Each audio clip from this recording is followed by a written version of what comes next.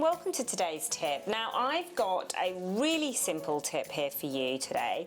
I've just got a couple of pieces of card that I love but I haven't got enough of, so I don't know whether you can see because it's all very, very pale colours, but those dots and lines that I really love, I just wanted to have it in another element of the page, so I've just cut out the inside there and I've just put them up there. I'm going to make a cluster of embellishments up there as well, but then I wanted it to sit on a really nice thin sort of layer that sits behind, but again I don't have enough of the cardstock that I want, so what I'm going to do is I'm just going to cut down the strips, making them quite big, even though they won't be necessarily big on the page. I need to have enough for it to stick to, and I'm just going to keep getting as many as I need to go all the way around. I'm actually going to mix it up and have some of different colours as well.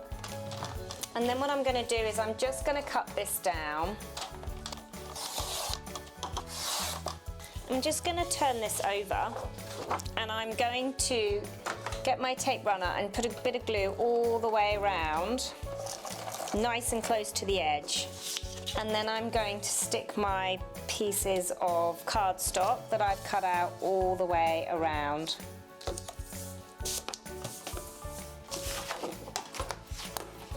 Going to trim off my edges. You don't have to trim off your edges, you might like them in that kind of nice sort of pleated kind of crossover, but I want mine nice and trimmed off. And so all I'm left with then is this lovely outer part. That's the colour that I want it to be.